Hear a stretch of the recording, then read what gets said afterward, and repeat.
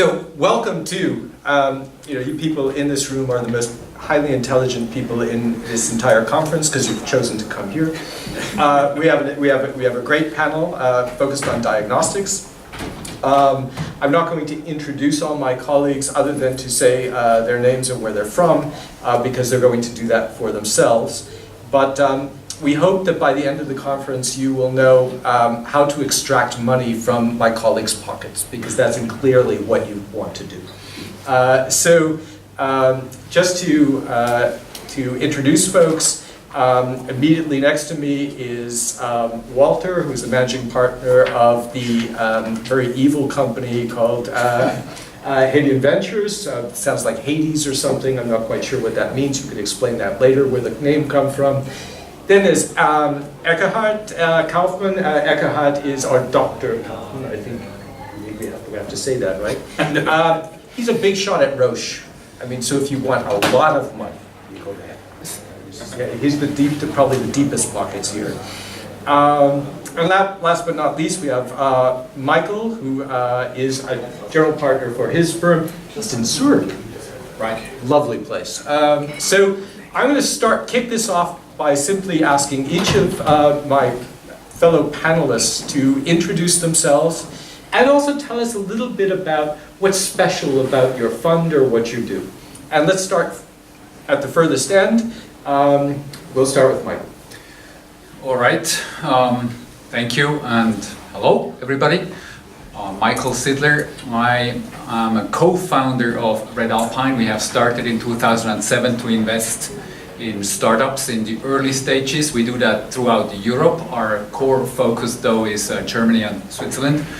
We are really sector agnostic, so that means we do fintech investments, we do insurtech, whatever tech you can imagine, but then we also do health tech, digital health, all through the way into even biotech, enabling platform technologies, all of that.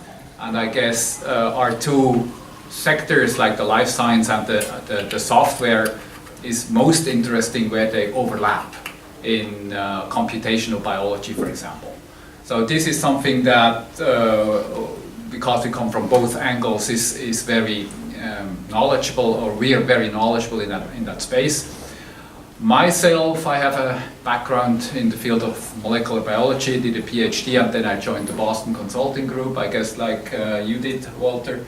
And then I learned that I'm more inclined to be an entrepreneur, and I joined a biotech startup, actually a diagnostics startup company. And because there was so much very interesting innovation in Europe that was very poorly commercialized, we then decided to change that and set up a venture capital company that was Red Alpine. So now I'm back full circle where I started. Great. Okay. Yeah, so I'm with Roche Diagnostics, with business development M&A there.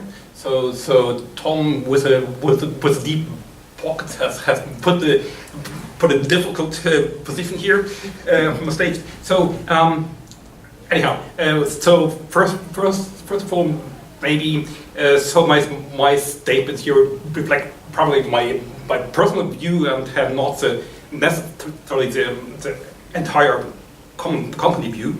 And Roche Diagnostics is very much focused on in vitro diagnostics and related health IT, so medical devices and in vivo techniques are out of scope.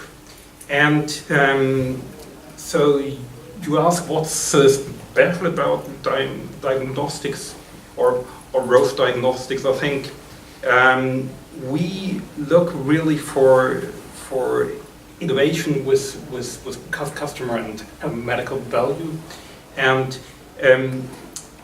for products that are scalable on a global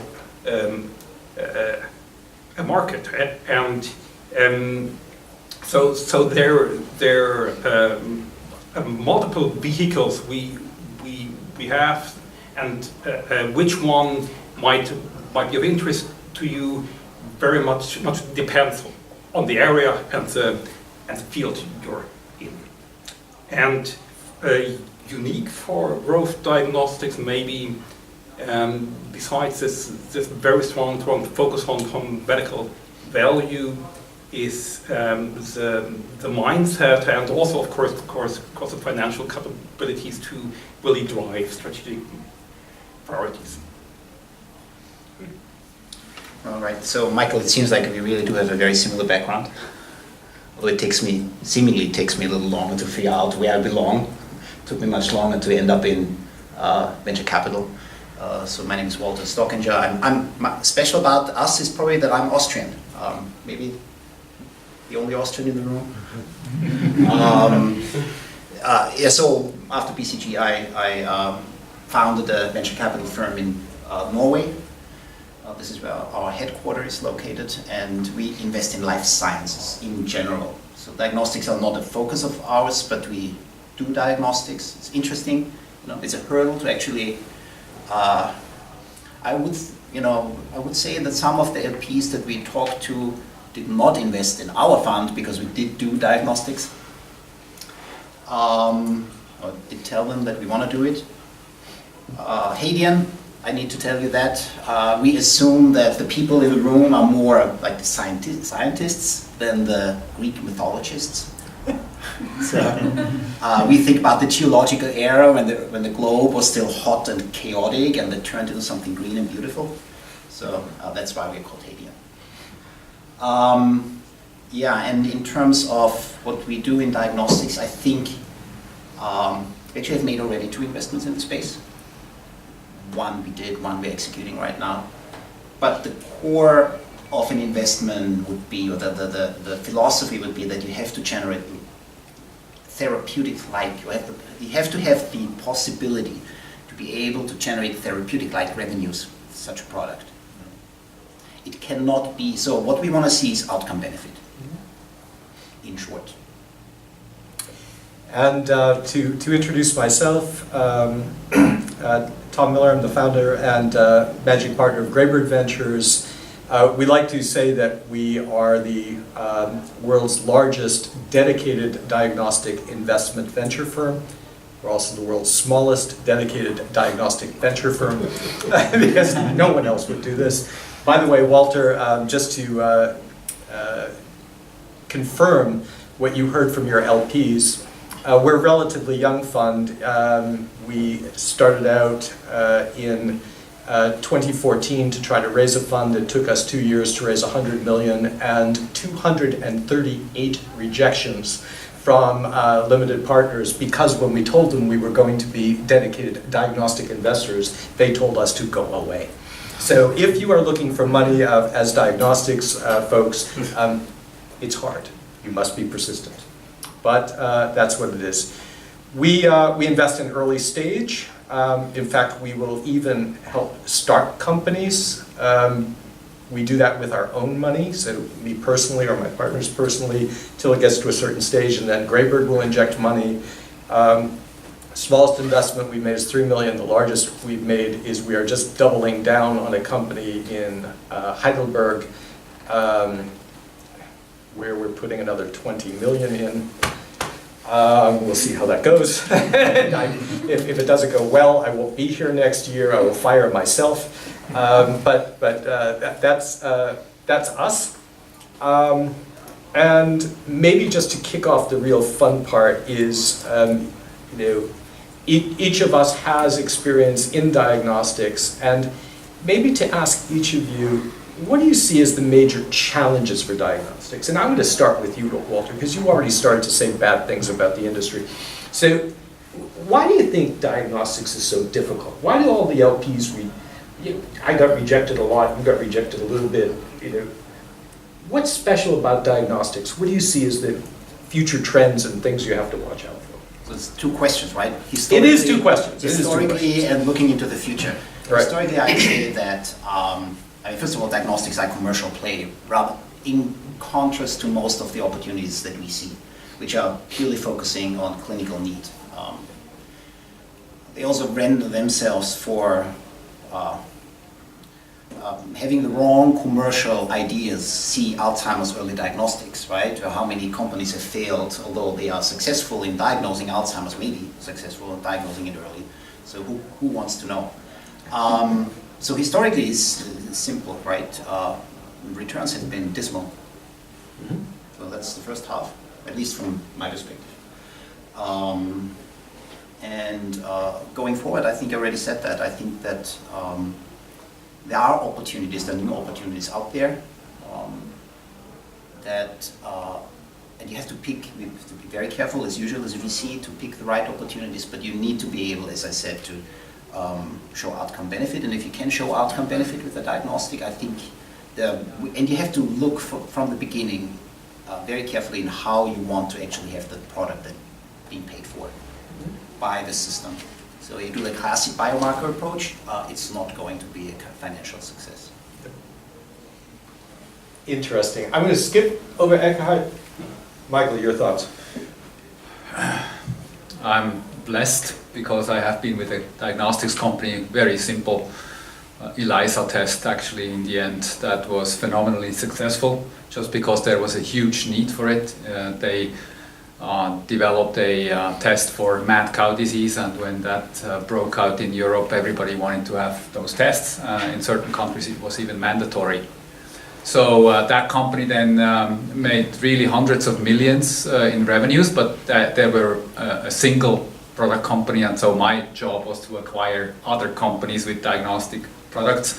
And there I learned that the margins in diagnostics, especially when it comes to animal diagnostics, are really, really razor thin. That's one of the reasons why, of course, it's not so popular. I believe that this is changing now quite a bit, especially if you consider diagnostics to be much broader than just ELISAs. If you consider it to be like information that helps you to stratify patients. I believe we are seeing in these days or years quite dramatic changes, especially when you look at the field of cancer therapy with all the precision and personalized medicine stuff, immuno-oncology. I mean, these companies are phenomenal in figuring out therapies, but they often forget that they also need diagnostics because they need to figure out who do they need to treat how. And quite generally, I see now that we have companies, diagnostic companies, but also therapeutic companies that are starting to somehow integrate by using a computational layer, all kinds of tools that can start to analyze and integrate very interesting data from different data silos. And I think that's quite maybe it's a big word, but I think it's something like a paradigm shift which is happening these days or currently. That's what I currently see where I believe most of the interesting stuff is happening. Yeah. I mean, I would echo this. So we've actually looked into this VC funding for diagnostic companies, and we found that it's declining over the past few years compared to overall healthcare VC funding. We know that the survival rates of diagnostics companies are smaller than biotech companies, and I think there are a couple of reasons there.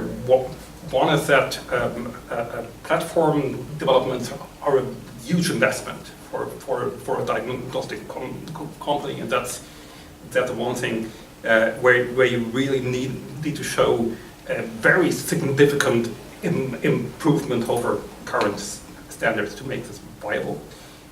Secondly, I think the reimbursement landscape for diagnostics is very difficult compared to pharma, and I think then also a number of diagnostics companies maybe underestimate the effort that it needs for clinical validation to get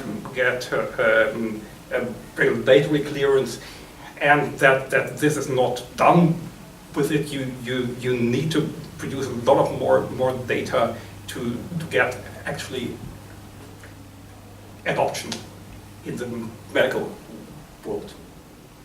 But I would also say there are significant opportunities, and as you said, so there are areas, especially in digital health, where diagnostics solution can provide a lot of medical and health economic value, and that's a direction we're very much expanding. And secondly, there are still areas where there is a huge medical need in classical diagnostics, like in sepsis, to have better diagnostics, to be able to diagnose patients better. So to add my 2 cents, and that, Eckhart, you just said something that I'm going to use as an example. When we founded Graybird, we decided that, first of all, we would be unusual by focusing on diagnostics. The second place where we thought we would try something different is we sat down and we crafted a list of what we said called grand challenges in diagnostics. In other words, rather than just looking for companies or waiting for companies to approach us, we said, what are problems which, if someone solves them, they'll be a big deal? And one of ours was the sepsis one. So we basically said, and I'll define our sepsis grand challenge, because if there's a company sitting in this room that has meet all these criteria, come talk to me. Money's waiting. If you can identify within 1 hour at a cost of under $100, whether the infection is bacterial, viral, or fungal in origin, the species of which one of those are, and the antibiotic susceptibility, and have the readout be interpretable by someone who is not a lab specialist, man, you have solved a huge problem. And we will invest. Now, we have searched, I think, about 20 to 25 companies. No one has hit all 5. But we have a number of these. By the way, there's a couple we've given up on already. We've had some grand challenges where we said, okay, no one knows how to do this, forget it. But I think in a different way, but in a very similar strategy, we look for things which have a huge potential change in what can happen for patients later, and that's important. But I'd like to ask almost the contrary question, I'll even be the first to answer it, is what are the areas where if they come to you, you say, I don't even want to look at it anymore. I mean, there's too many of them, it's overhyped, it's no longer interesting. I mean, I can say from my own standpoint, if another company comes to me with a point of care PCR that I'm going to say, go away. I've seen at least 60 of you, and for all of these things, if you don't have an order of magnitude improvement, this goes also as well. I mean, you can't just be 20% better. You must be a lot better. We don't want to look at you. But what do you think are areas that might be overhyped, where you don't want to listen to it anymore? You turn down the meeting right away. Can I add a question to that? Because Roche just launched... I'm the facilitator, you can't just do that. Yes, you can. Wait for an answer. Yes, you can. Because Roche just launched a platform for qPCR point of care. Yeah. And they can do that. They have market power. Yeah. No, I think that maybe there are different questions. So I mean, that's one of the reasons I wouldn't invest anymore, because Roche already has one. That's right. That's exactly right. There's 60 of them, and all the big companies have one. Yeah. And I think the medical need for use cases for those is a separate topic, and maybe I'm also not the best expert to discuss it. But I mean, you've stole Mike's example, PCR platforms. I think generally point of care platforms, we've seen very many, and largely driven by technology and not by understanding of a market need. And so these are either very high performance platforms with a cost that kill every business case, or they're a low cost, but they don't deliver the performance that you need, for example, for a troponin test as a myocardial infarct outruling test. Yeah, here I would probably not spend a lot of time when somebody approaches me with the idea of a liquid biopsy, because I believe liquid biopsy is incredibly interesting, but we're just not there yet. And the companies that are doing it the conventional way these days have really a lot of money. So if somebody's approaching me with another liquid biopsy panel, then I think it's just not interesting, unless you have something which is completely, utterly different. Then of course that's another thing. Walter? Yeah, we're just making an investment in a liquid biopsy company. We think it's utterly different from the others, so it's not a whole genome sequencing. I think, as I said before, the reason for us investing into a diagnostic, and in this case specifically one, is because we believe that there can be outcome benefit if you apply the test. You just have to show it, and you have to show it a pharmaceutical company would do it, not a a normal device developer trying to get a CE mark would do it. So you have to do a trial with cancer patients, and you have to show in a controlled trial that the cancer patients have 6 months longer to live. And then we believe you can actually charge what is appropriate for it. You will never charge $100,000 per treatment, right? Which is not necessary in that case. Point of care, we've seen a lot of them. And that is also something that, get my blood boiling. They're all iterative better. They all come from the technology side. They lack the know-how, as we do, of the market and what the doctors really want and would use. And by the way, none of them is going to make it to the market unless Roche or one or two other competitors is pushing it into the market. So they never make it, in my opinion, based on their technological performance, because I think we see one that is better than the one that you just launched, but it's iteratively better, right? So it's not going to fly because it won't have the market muscle. So let's get to the meat of this panel, because there's people out there, and I know I've met some of you already this morning, who you need some money. These guys have it. And so the question I'd like to pose to my panelists is, what are the kinds of things that you look for in the team, in the presentation, that'll make it, you'll just say, I like these guys. I want to spend more time with them. I want to invest in them. And I will, by the way, take a minute to say also something about the liquid biopsy company we invested in. Because as an example, because of all of the risks in diagnostics, the fact that you must be incredibly capital efficient, or to Eckhard's point, the clinical validation is incredibly difficult and expensive, and you can burn enough money that you never get a return if you're not careful. The way we typically invest is, and I'll pick this specific company, we gave them $2 million. And then they got to a milestone. We gave them $5 million. They got to another milestone. And I can tell you one of the reasons I'm in Europe is we're going to our lawyers for an investment of $20 million. But that's now after a validation of over 3,500 patients, where the sensitivity and specificity are both in the 90s. And I was nervous as hell the entire time. every step saying to myself, oh, this could go crazy.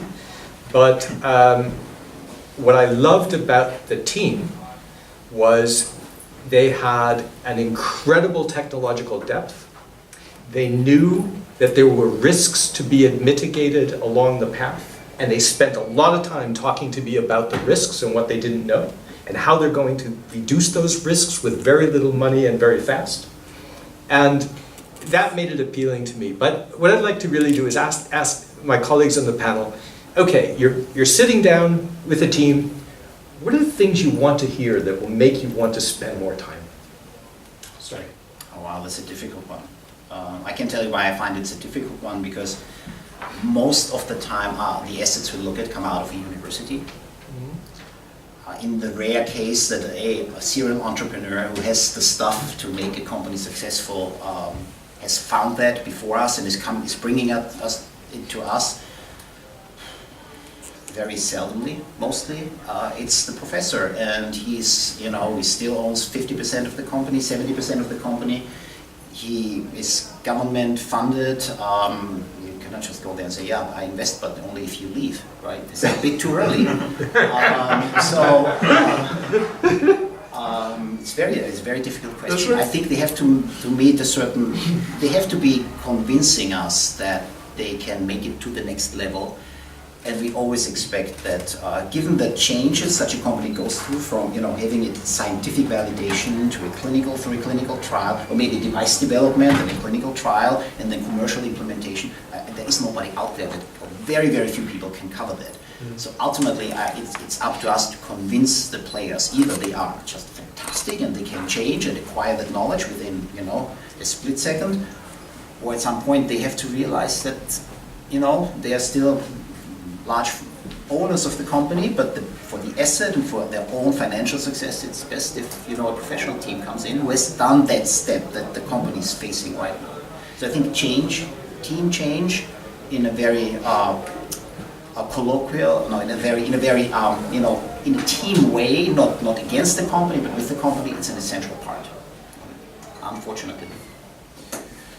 My experience of doing investments in that space over the last 15 years is it all boils down to the quality of the founding team. It's quite a no-brainer. I guess you already mentioned it, the team, but we would even go as far as quantifying that. We would say 60 to 70% of the future success depends on the quality of the founding team. And what does team mean? Team means there are at least two people on the same level. It's not just one founder with a couple of employees. It's really people who challenge each other. That way you end up with much more sustainable results and sustainable decisions, instead of having just a single person who decides. And on top of that, it's an absolute requirement that at the time point when we get in, that team owns the company. It's not like the professor has 60%. If they don't at least have 75% of the company, we just don't invest. We also have required them actually to redistribute the shares amongst themselves, because we want that the shares belong to the operative founders and not to somebody else. The reason why we want that is because as an early investor, we absolutely rely on the power and the relentless work of those founders, and they just do that if actually they believe it's their company, and if they, by doing so, also act like entrepreneurs and not like employees. So this is absolutely crucial, and to figure out if the team has the skills and the entrepreneurial talent, of course you cannot do that by just watching, doing like on TV, Dragon's Den or whatever, the Shark Tank. That's a big illusion. We have figured out that we need to follow these guys for the stretch of maybe a couple of months, sometimes even years. So in contrast to, I guess, what has been mentioned in the panel before, we believe it's never too early to approach us or to get to know each other. It's just important to management of expectations. If you come up to us and say we have a fantastic investment case and you're nowhere, then of course you burn some ground. But if you say, I want to get to know you, I want to tell you what I'm doing, such that you are ready when we are ready, I think that's the right motivation. Those are great comments. You don't hard to answer. Go. Go ahead. You have a question. Now we found out who's the disruptor on the panel. Go ahead. Ich könnte ein böser Witz über den Österreicher jetzt machen. So team change is not, getting the right team for the right stage of a company is nothing you consider. In the early stages, it almost never works. It's like an open heart surgery if you need to change the founding team. Why are these guys working 24/7 and neglecting everything else around them? It's because they have a holy fire burning within, and you cannot just replace that by an MBA that you hire from some MBA school. That's just not going to work. I'll get into this afterwards, but I want to hear from that guy. Go ahead. Yeah, so my perspective is a bit different. So we engage with companies at an early stage, but that's then more on a technology evaluation and really piloting basis. And if it comes to investment decisions, then I think the one point that, of course, that makes it easy for me is the strategic fit. So if it's not a strategic fit, this I always tell people that it doesn't mean that the idea or that the company is bad, but it's just not the right thing for growth. But then I would be looking very much for a straightforward path to a proof of concept in a meaningful setting. So these clinical data have one thing where you can show that your technology, that your biomarker really works in a intended use and way that's meaningful. It doesn't need to be on an automated platform. It doesn't need to be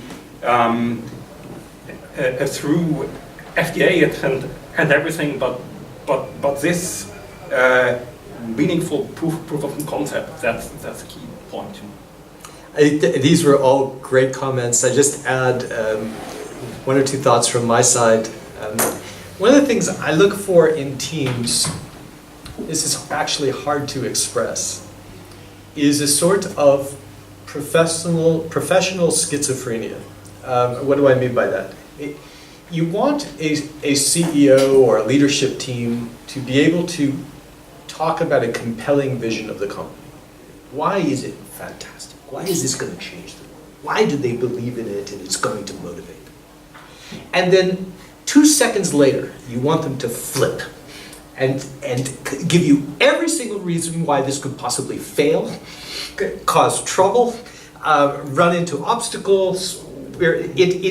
And this dynamic is actually how you manage. I mean, I've started my own company too, and I can tell you, you do this, right? You get up on stage and you try to convince everyone this is the best thing ever, and then you leave the stage and you say, I hope this experiment works, so we better really look at this and make sure that this doesn't happen and that doesn't happen. And this management of that professional schizophrenia, as I can't put it any other way, I think is a very critical element within a management team, and it requires true intellectual honesty and curiosity, and those attributes, the continuing questioning of what you're doing, how you're doing it, why you're doing it, who could be doing it better, what is wrong, while you're at the same time executing to meet your milestones. It's a very difficult process. I'm going to flip this question on its head. If you meet a team, what are your turn-offs? This is going to sound like a dating game. What are the things that if you see this from a team or if you see this from a company personally as they talk to you, you immediately walk up, you shut off? What is it? What's your turn-offs? Yeah, that's quite easy actually. If you feel that they're not showing you their honest and true self. If you figure out that they play something, then that's for me an absolute turn-off. Because if that's the case, then you can extrapolate that to later situations, and you would expect that to happen again in all kinds of different situations. And that's just, we go as far as if there is no common mutual basis in an interpersonal chemistry situation, we just don't invest. Absolutely not. It's like getting married, and it's even worse because there is no divorce procedure defined. So you better make sure that you pick somebody who you can work with over the next at least 5 years and do something meaningful and productive in the same household. That's absolutely crucial. Eckhart. Yeah, I think for me, it's if the founding team cannot explain what they are really doing and how they differentiate from what's the brand. Mm-hmm. So, yeah. That's true. I have to say I share that. I run out of patience very quickly. If you're on PowerPoint 20 and I still don't really know what you're doing, and you're still explaining what the market is, you've lost me. But I think that's a great turnoff. Go ahead. It's fascinating to me observing this difference between, so the first time obviously between healthcare, focused healthcare specialists and more tech specialists with team versus asset. Mm-hmm. So the team is on our mind, mostly the asset. We spend 90% on the asset, analyzing that. The one thing that I really don't like about a team is if they don't know their competitive environment, the other assets in the field, because that's how we in life science we evaluate against what's out there. What the need is you find in Wikipedia, right? But they need to tell me what are the competing devices, where are they, and how do they differentiate. And it has to be the asset that has to have all the signs of being better. That's true. It's maybe professional schizophrenia includes professional paranoia. You should be always thinking about it. Who's out there that's going to beat me? Who's going to try? And I think that's true. The other thing is that, and this may be unusual for us, I get very bored with lots of slides about how this will be a $20 billion company. I don't care about how you're going to get it to be a $20 billion company. I care about how you're going to survive to make a $50 million company, and then we'll work on getting to the $20 billion and do that in detail. That said, the only thing I know about a startup's business plan is that it's wrong. They're all wrong. I've never seen a right one ever. But I want to know that you spent time understanding the levers in your plan. What are the things which you need to pay attention to, because they ultimately will make you successful or not successful. And if you don't know those, then that's a big turnoff for me. What I'd like to do at this point is open it up for questions. As you can see, we have a feisty, combative panel here that has differences of opinions. We have people who worry more about the asset, people who worry more about the people, and people that are in between. So this is a great diversity here. Any questions from any of you? Go ahead, Tim. So I have a question for you, Michael. I'm from NLC, we're a venture builder, and what we encounter a lot is IP developed by great scientists and inventors, but they don't want to be the founding team, actually. They just want to do more academic work. So what we do is we build our team ourselves. Would you have any problem with that kind of structure, where you say, okay, we can, because we do fly sometimes MBAs into No,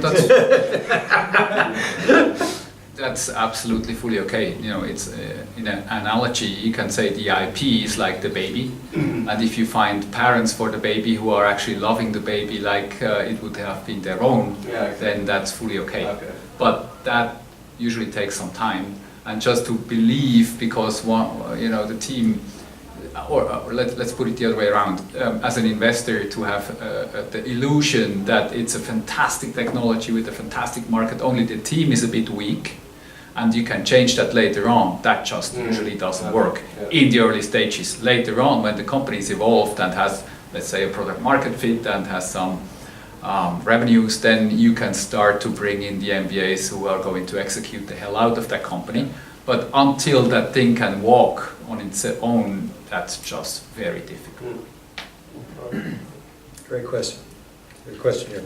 Hi, thanks to the panel. This is Andreas Balis from Diadem. We are developing the first blood test that works on Alzheimer's disease. So you violated two conditions. You have a liquid biopsy and it's Alzheimer's. Exactly. So there's two guys here you're not going to get their money. So actually, I think basically all of what you addressed boils down to, and we see that every day, boils down to, is this indication targeted towards a product that can be positioned in a way that can generate money in the future? And for that to happen, it has to really address an unmet need that is integratable into the healthcare system without disrupting it in a way that can do that. And to figure that out, to figure out what product you need to develop, you need the people that know what they're doing. So it all binds together, really, all of these elements that you were saying, all bind together to these early characteristics of the team and of the asset. Now, the problem is with diagnostics, at some point you need to sell it.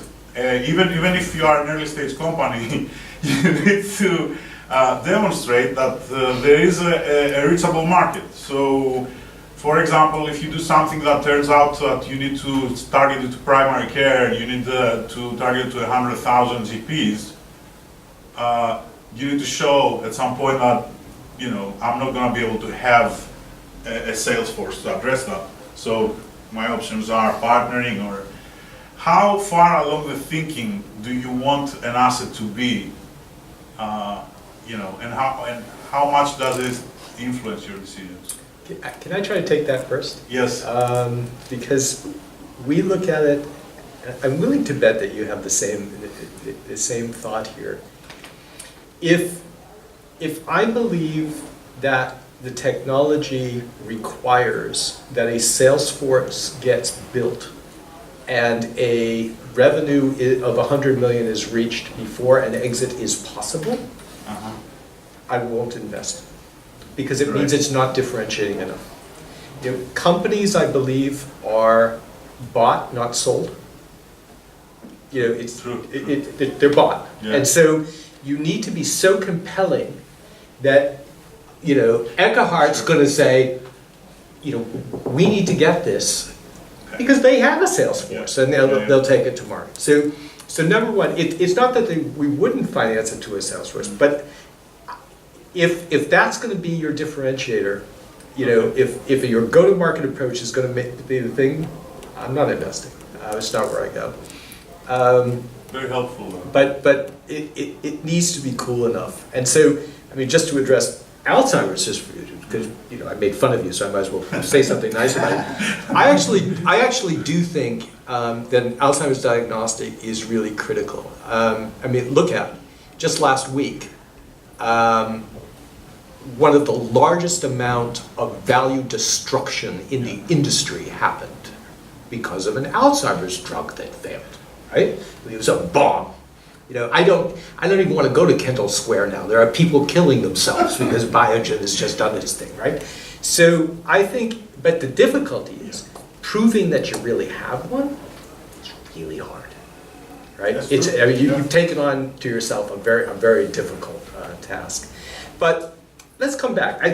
Other topics, thoughts about this question.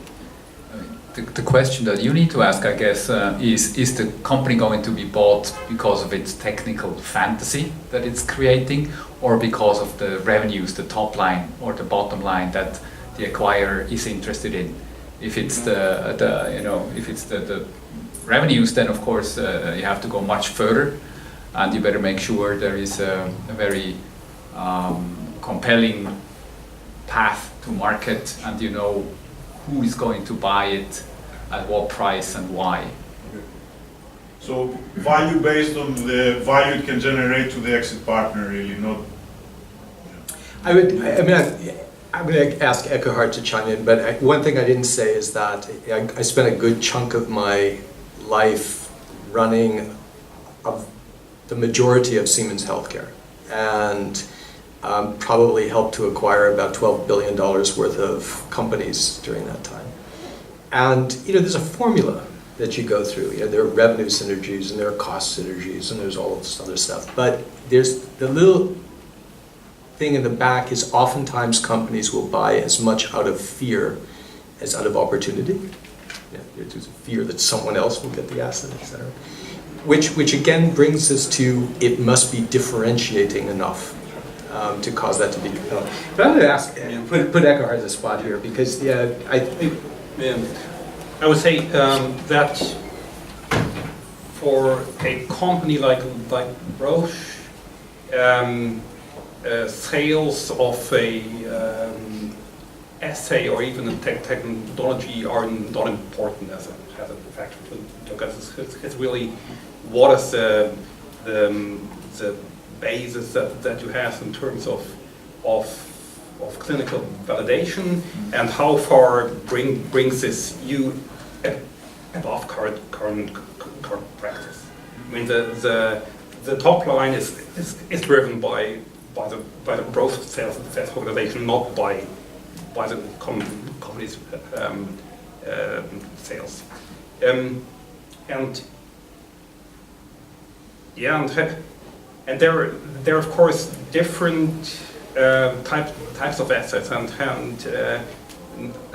from for example from internal very painful experience we know that a screening test is for example damned hard to develop. So typical way is you start with a case controlled trial, and then you move to a diagnostic trial, and each time your performance goes down. So therefore, I think that really drives the top line at the end, not some commercial. I think we have time for one last question. Short one. Anyone? Or Claire, are you going to shut us off, or we're good for one more? I think we can do one more. One more. Good. One more question? So if you think about... Right, careful. Quantum physicist. Yeah, okay. Okay. If you think about diagnostics as a combination of device or hardware and software, how important is the protection of the software? So of course you have copyright protection on the software, but you could think about patient protection also of kind of workflows, which actually reveals more than actually what it protects. So how important is that for you?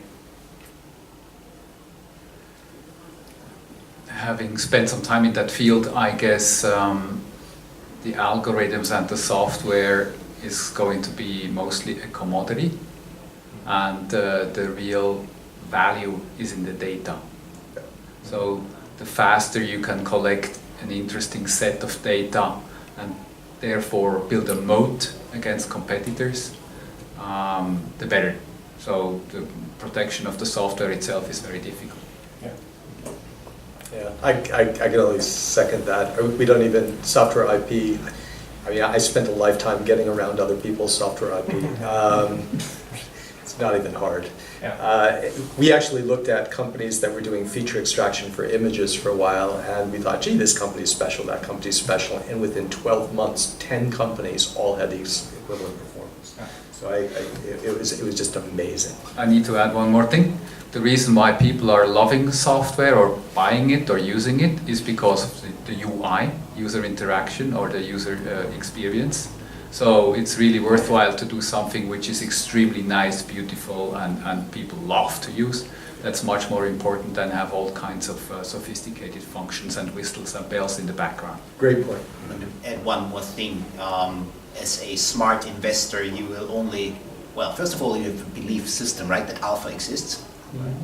And secondly, that you invest only in something where you believe you have alpha. There's lots of belief in there, right? But there's no way for somebody like us to tell whether your algorithm is better than any out there. No way. Yeah. So a smart investor will not buy into an algorithm. I think that he will buy maybe into the outcome that he can compare to others. But you know, how would I evaluate that? So we have reached the end of our time. I have to say, this for me was a great panel. I don't know, I'm not even sure I care what you think. I had a great time. And you know, this could go on for a lot longer, but we can't. I want to thank Claire for helping to organize this in Vienna, where she's never even been before, but somehow she pulled it off. And I want to thank all of my colleagues for I think we did what we want. We debated with one another, we had different opinions. Good panel. Thanks, guys.